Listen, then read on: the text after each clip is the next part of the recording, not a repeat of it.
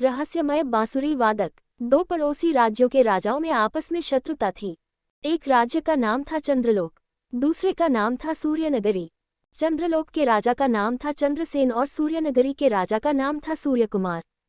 एक बार चंद्रलोक के राजा को सूर्यनगरी के राजा ने बंदी बना लिया।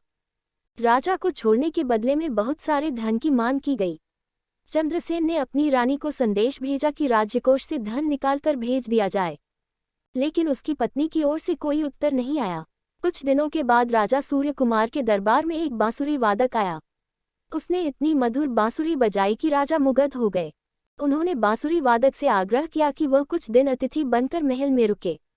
बांसुरी वादक ने राजा की इच्छा को पूरा किया और महल में रुक गया। 5 दिन बाद जब वह अपने देश वापस जा रहा था, तब राजा सूर्यकुमार ने उससे कहा, हम आपको अपनी ओर से कोई उपहार देना चाहते हैं, आप अपनी इच्छा हमें बताएं। बांसुरी वादक ने कहा, महाराज, मेरा देश बहुत दूर है, रास्ता लंबा है, मैं चाहता हूं कि आप मुझे सेवा करने के लिए एक गुलाम दे दें।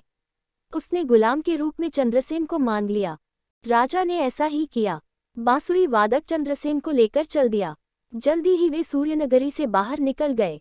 चंद्रलोक की राजधानी के पास पहुंचकर अचानक बांसुरी वादक गायब हो गया। चंद्रसेन ने उसे काफी ढूंढा। जब कुछ पता नहीं चला तो वे अपनी राजधानी वापस पहुंच गए। महाराज को यूं अचानक वापस पाकर सारे दरबारी अत्यधिक प्रसन्न हो गए।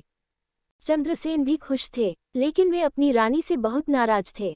घातक कि वे रानी से नहीं मिलना चाहते। हमारा संदेश मिलने पर भी उन्होंने हमें छुड़ाने के लिए कुछ नहीं किया, यहाँ तक कि हमारे संदेश का कोई भी उत्तर नहीं दिया। जे जौले वे दरबार में यह घोषणा करने ही वाले थे कि वे अपनी रानी से हमेशा के लिए अलग हो रहे हैं, तभी बांसुरी की मधुर आवाज सुनाई दी। अचानक वही बांसुरी वादक वहां आ पहुंचा। अब राजा चंद्रसेन ने बांसुरी वादक को ध्यान से देखा। वो और कोई नहीं, स्वयं महारानी थी। महारानी, आप तो आपने हमें छुड़ाया है। आपकी चतुराई के कारण हमें अपने राज्यकोष से धन भी नहीं निकालना पड़ा।